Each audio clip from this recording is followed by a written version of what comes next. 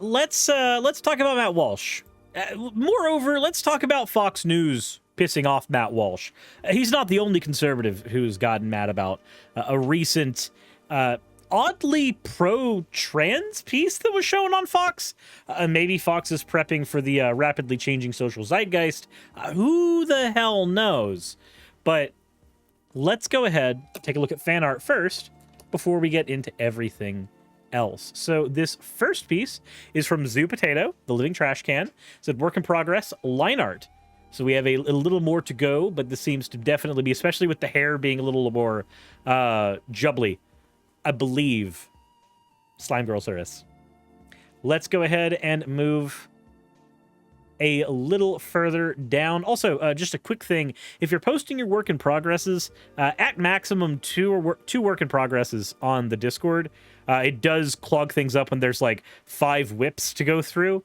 But anyways, going a little forward, Blue Flamingo, thank you very much for... Don't.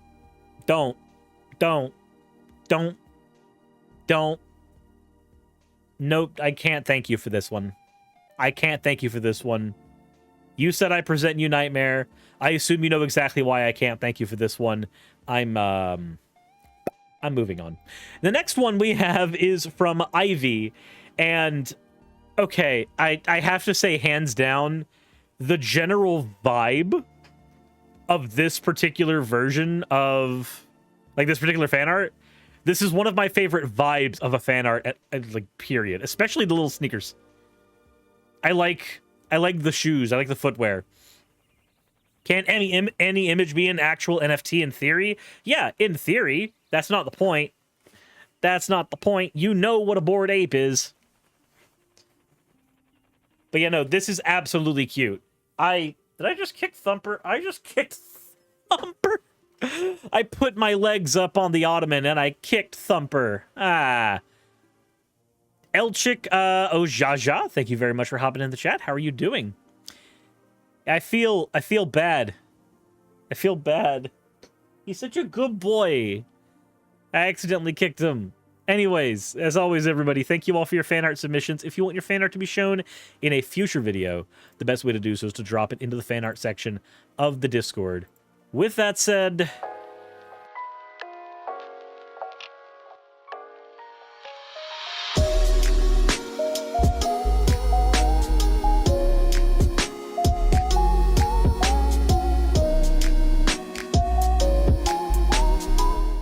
let's talk about the dude, the person, this individual here, and how he feels about how Fox decided to portray a thing. Let's go. Cities all across the country held their Pride Marches this weekend. Pride Marches are, of course, events made for and by people who just want to be left alone and who simply want to be able to love each other and who really, truly only want privacy and whose sex lives are just none of our business. And their way of communicating those feelings to us is to prance down the street in bondage gear and assless chaps and twerk in front of crowds of strangers, including children. So here's the thing. What Matt wants is gay people to exist in the closet only. He wants them to never communicate ever about their experiences to anyone ever. But then he also kind of doesn't want them to exist, like that one as well. But when you have somebody like Matt Walsh, who is going off about how much they don't like pride parades, you have to remember, it's because people, like various queer people, were constantly forced to be stuck in the closet, unable to be who they were, being told specifically they can't be proud of who they are. That's why pride parades happened. You see, pride parades began with the Stonewall riots, and the Stonewall riots happened because pride was literally, like being gay, having those relations with people was considered illegal. Marriage was not a thing that you had. Social taboos were massive. Pride parades are there as a celebration that norm is no longer the norm. But, of course, Matt has to frame it this way because he knows that his audience will respond and go, yeah, that makes sense. I don't want to hear about them fucking. Meanwhile, I'm going to be caught looking at their porn on Pornhub.com. Yeah.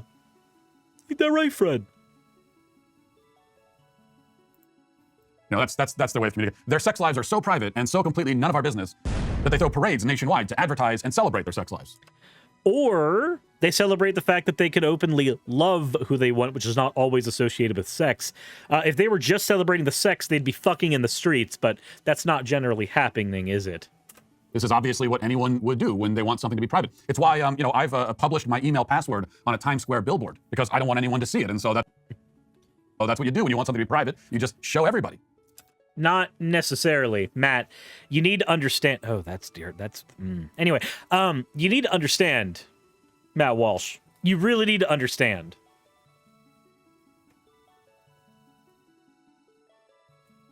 Having the ability, being happy that I can, like, functionally, I can be proud of the fact that I can be polyamorous. I can be happy with the fact that I can be polyamorous. I can have multiple partners, and I'm not going to suffer legal repercussions because of it. What I'm not going to do is go online or go in the middle of an area and scream and yell about, hey guys, did you know I have had threesomes and foursomes? Did you know that I have had these group activities? Did you know that at one time my mouth was down here when... No, I'm not going to do that shit. The only time that I'm going to do that is if I'm talking about those kinds of topics specifically for video that's specifically structured around those experiences. But in general, no, that's not something you flaunt around in public. But you can bet your ass that if I have multiple partners with me and I'm out in public and I want to hold hands with more than one of them, I'm going to do so, despite the fact that every anime fan knows that holding hands gets you pregnant. Also, Stumpy McPatch, thank you very much for redeeming your points for an... You fucking degenerate. Seems like the best strategy. And that's why a half-naked guy in drag might shout, you know, mind your own business as he dry humps the pavement in the middle of the street at 2 o'clock in the afternoon. And we're expected to ignore the contradiction. There's not really a contradiction there. Like, you are being asked to mind your own business because it's not your business the performance somebody's doing in the middle of, say, a pride parade. Now, if they were doing that just in general and you had to go, yeah, hey, maybe not everybody wants to see this, that's one thing. But if you're talking about pride parades, that's not what we're talking about. We're also expected to ignore all the many ways in which children are directly and intentionally involved in this sort of thing. There were many videos circulating on social media this weekend of kids, very young kids, toddlers in some cases, standing along these parade routes with their abusive parents. And the kids always look simultaneously confused, bored. Wait, abusive parents just showing your kids that gay people exist? That makes a parent abusive? Really? And traumatized by what they're witnessing. At a pride parade in California, 2 little girls could be seen watching with befuddled expressions as a morbidly obese drag queen rolled by on a rainbow pride float while shouting about lube into a megaphone. Watch.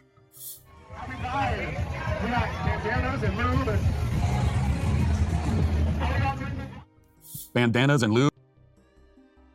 Bandanas and lube. Okay. Question. Would a kid have context for any of that? Would a kid have context for that at all?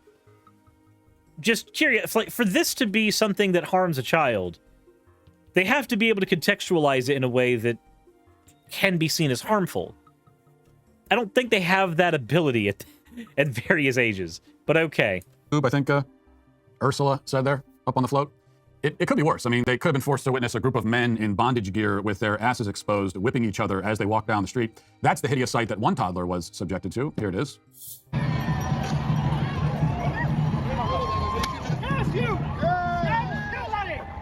And then you can see the kids there. Is that little kid is what, looks like he's 2-3 years old?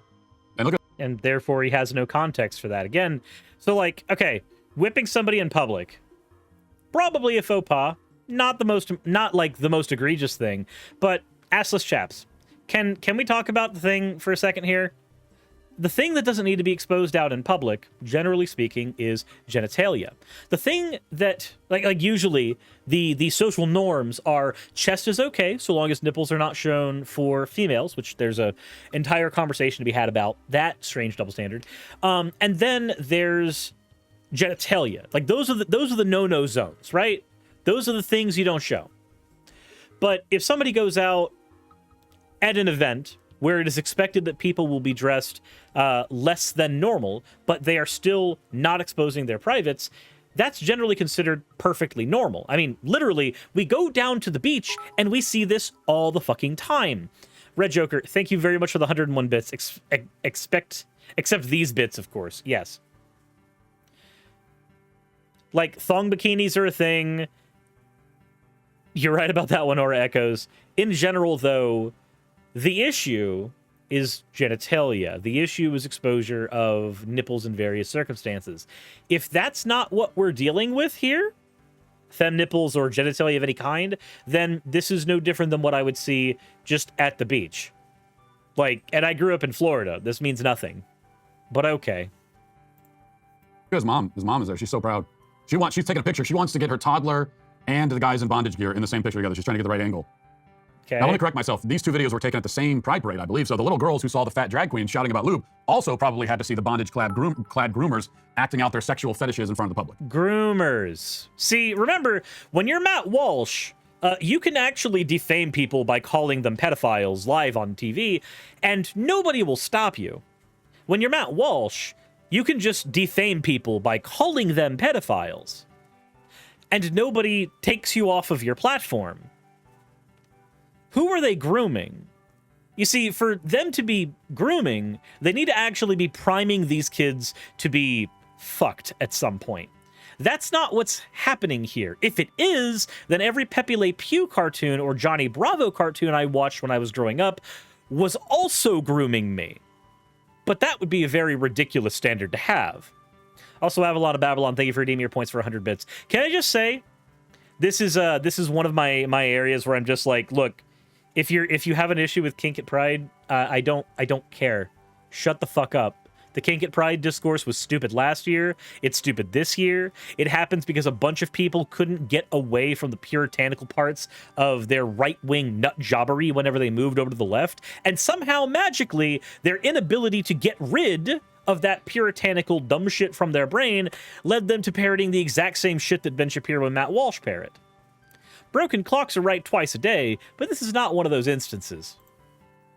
As I said, there are many videos like this. I can't play most of them on this show, especially the footage that made the rounds of a topless trans person in a thong bending over and twerking in front of a crowd that once again included small children. I'll just leave that up to your imagination, though you probably... Topless trans person in a crowd. Well, if Matt believes that a topless trans person, I'm imagining he's not given the gender, so we'll assume, because these are the people he disparages the most, we'll assume that it's a trans woman. If that is the case, if they're really a trans woman, then there shouldn't be a problem with them being topless, because Matt Walsh believes them to be men, and there's nothing wrong with a guy walking around without a shirt, right? But okay. Would prefer not to imagine it. Now, leftists, as we know, are determined to induct children into the LGBT cult as early as possible and by any means at their disposal. That's why we must be totally determined and dedicated to protecting children from this abuse. And that's also all the more reason why it was so dispiriting and really, frankly, tragic on Friday, a day before the Sodom and Gomorrah festivities kicked off, to see Fox... The Sodom and Gomorrah fest, my God. Virtue signaling to the Christian fundamentalists. News jump on the LGBT grooming bandwagon. Actually, Fox didn't just join the bandwagon, they skipped all the way to the front of it. They ran out in front of the bandwagon so they could be, leading it. During their America's Newsroom broadcast, Fox ran a package by reporter Brian Yanes promoting and celebrating the transing of children. This was not a report reporting on this controversy, but no, celebrating it, promoting it actively.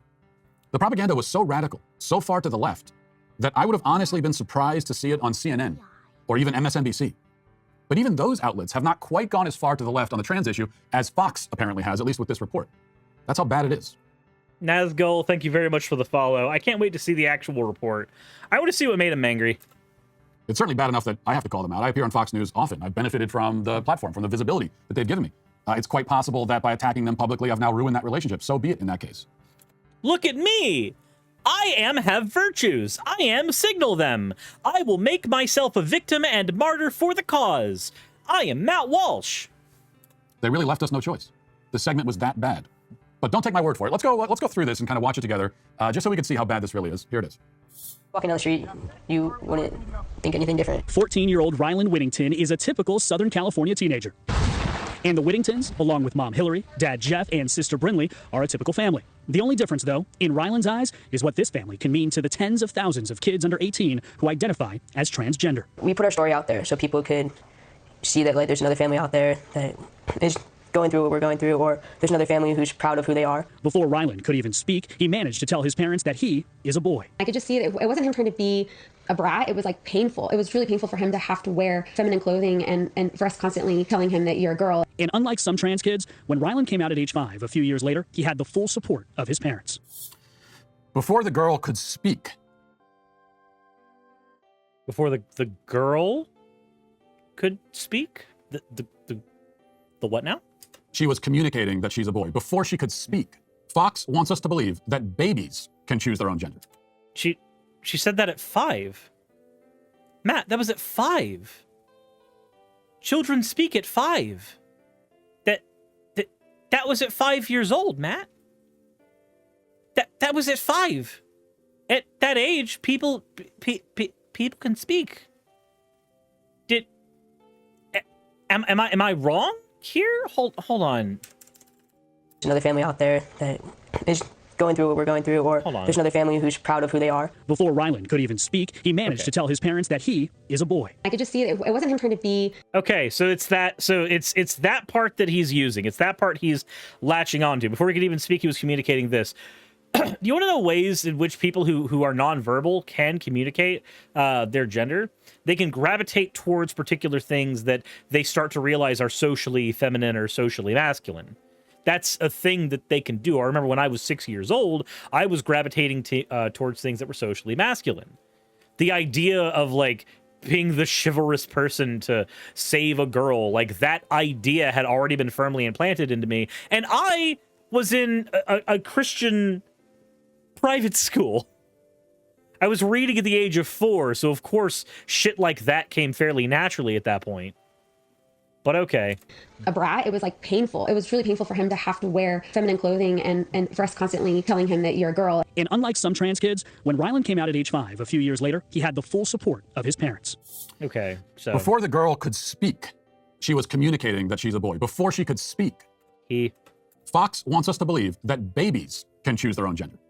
Children so young that they don't yet have the ability to communicate in words can still, according to Fox, consent to begin a gender transition. And on No, that's not what they said. They said that they were old enough to communicate that the feminine things that they were being forced to be in did not apply to them. They were uncomfortable in those feminine things. That much is very easy to believe, Matt. On what basis? Where is the evidence for this wild assertion? How do we know that babies have a concept of quote-unquote gender identity? Let's see here.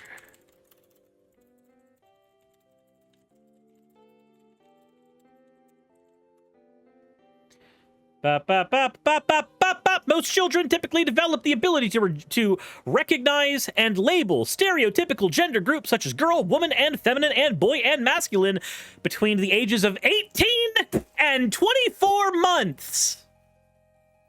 18 and 24 months. Matt, where is the evidence? It's right fucking here. Holy fucking shit! It's that easy! It takes no effort! It takes 5 seconds! 5! That is all you need to find that kind of evidence! Oh my fucking god! Matt! Come the fuck on! It's not hard! But you probably are. Well, because here's why. Because this baby didn't want to wear dresses. That's it. That's the whole story. I mean, that's the whole story. Right, because children typically develop the ability to recognize and label stereotypical gender groups such as girl, woman, feminine, and boy and masculine between the ages of 18 and 24 months. This is within the expected range. This is within the expected parameters. This is what you would expect, Matt. Holy fucking shit. This is not hard. They want to wear dresses. By this logic, of course, almost every baby girl is really a boy. There are no girls. No. By this logic, people can children can recognize that they do or do not want to function within certain social parameters. That is all it means. It doesn't automatically mean you're trans. There are people who at 5 think that they are one gender, and then as they get older, they realize, oh, wait, no, they actually aren't. For either way, there are people who think they are trans and realize they're cis. There are people who experience dysphoria, but it's temporary. There are people who experience euphoria, but it doesn't mean they're trans. There's tons of this. There are people who are on the other side of that as well, who experience dysphoria, and it never goes away until they socially transition. There are people who experience euphoria and always find themselves coming back to it because that is infinitely more comfortable than anything else they've experienced. Matt, these things are not difficult. These things are not complicated. Holy fucking god shit. Girls left in the world, it turns out. Because almost every young girl in the world, and that has ever existed in the world, has gone through at least a phase where they didn't want to wear the clothes their parents put them in. Cool. Every boy has also gone through this phase. Neat. So maybe every boy is really a girl, and every No, that's not what that means, Matt, and you fucking know that. girl is really a boy. We'll just trade places. Make it simple. That's not how that works, because there are some boys that are actually completely and totally fine wearing masculine clothes. There are some guys that completely identify as dude and find themselves in feminine clothes. We call it drag, Matt. There are no girls left in the world except boys. The only girls left in the world are boys, and the only boys left are girls. This is not even a reductio ad absurdum. This is just hyperbole. This is the utter irredeemable madness that flows from the kind of demented, half-baked, incomprehensible pseudo-logic you just heard.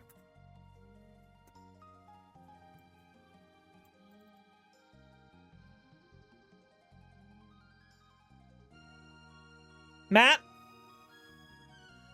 Matt? Matt? Come on, Matt. Come on, bud. Come on. I need you to catch up. I need you to catch up. I need you to catch up with actual medical science. I need you to do that. Come on, buddy. Come on. Come on. It's not hard. It's not hard. It's not difficult. It's not hard. But that was the segment that made Matt so ridiculously angry. Literally, it is just that. Now, there's a point in his video that I want to showcase. I haven't seen the actual video itself, but I did fast forward just a little bit. 40% of LGBTQ youth reported engaging in self-harm over the past 12 months, including over 60% of transgender non-binary youth. Matt, I want to ask you a question. This is something that you showed. This is from the Fox News article. This is from that. Let's take a look. Non-binary kids engage in support groups. There was a father who was sitting across the table. He says, "You have no idea how lucky you are to be here," which kind of took me back. I didn't at that point consider myself lucky to be there. And he said, our child had displayed this gender dysphoria or this gender misalignment at the same age that Rylan has. And we didn't listen, and we pushed back. That pushback led that child to turn to self-harm as a teenager, which 60% of trans and non-binary kids engage in, according to the Trevor Project. More than 50% consider suicide. That, for me, was the turning point. I didn't want to see Rylan go through that. I'd rather have a living son than a dead daughter. Like I told you, this is actually worse, more radical, more extreme than anything we've heard on MSNBC at this point. Really? Is it? Up to this point on this subject. They're packing all of the most extreme and nonsensical trans agenda talking points into one piece of propaganda. Wait, the fact that trans people are more likely to hurt themselves or commit suicide because people like you exist, that's propaganda? That's what that is to you? Really? Matt, you do realize that those statistics are a direct result of you, right? Like, they're your fault. You, Matt, you specifically have these people's blood on your hands. People like you create a world that enables those statistics. Matt, I don't know if you realize this. This is directly your fault. You and Ben Shapiro, Nick Fuentes, Nick Spencer, Lauren Southern, all y'all. This is all actually your fault. Because y'all are the people who historically have had the microphone, the platforms that are large enough to influence people. And when you have that influence and you use it to create an army of sycophants who are transphobic, who are homophobic, you create a world where those statistics are a self-fulfilling prophecy. You get to say, look at these statistics, aren't they so bad? While also creating a world where those statistics will necessarily happen because the people that you create with your rhetoric lead those other people to suicide. I'm going to be going over an old bit from Mike Winger later on down the road, where Mike, who's rebranded himself as a very like social self-help Christian channel and has grown very big, has not actually rescinded some statements that he made a long time ago about the secular arguments against homosexuality. And they relied almost entirely on these statistics here, statistics that people like Matt Walsh and Mike Winger magnify merely through their rhetoric. So, that's going to be something I'm going to be taking on a little later. I did a video on it ages ago, but I'm going to be redoing it now because some of my older content probably needs to be updated with the new branding. Why not? So what do you think of Matt Walsh's explosion about Fox News? For the first time in a long time, being not actually a propaganda mill, but just showing something that is probably made all the people within the office very uncomfortable. For me, it's helpful. I wouldn't say it's a good sign, because them showing this one thing when they have an almost 24-hour news cycle doesn't necessarily mean that magically they are going to come down one way or the other. I remember when Pokemon Go was getting big and there were news vans waiting in Marietta Square for something to happen. And when you have hundreds of people at 1 o'clock in the morning, all getting drunk, playing video games in the middle of a public square, eventually something dumb will happen. There was a guy who actually jumped up on top of a giant light post and made the thing crash down, screaming Team Valor, because of course it was Team Valor. When that happened, the news vans that were there immediately grabbed the story, because of course they did. It was a thing that happened that was newsworthy. And it led to a bit of a draining of Marietta Square when it came to people going there to play Pokemon Go. News cycles are 24/7. If it bleeds, it reads. If it bleeds, it leads. I do not know if Fox News is going to change from news entertainment to something different merely because they showed one positive article. In fact, I would guess that they won't change. But it is funny to watch this one blip in the radar freak a bunch of conservative pundits out and make them feel betrayed because reality is catching up with them. And the narratives they spin on the internet are losing some of their punch. But with that said, let me know what you think in the comments section below. If you haven't checked out my Patreon already, please consider doing so. I do behind-the-scenes vlog stuff over there, and potentially some more stuff. I'm going to try to see what else I can throw into the Patreon as we go. With that said, though, as always, everybody, insert end of video tagline here.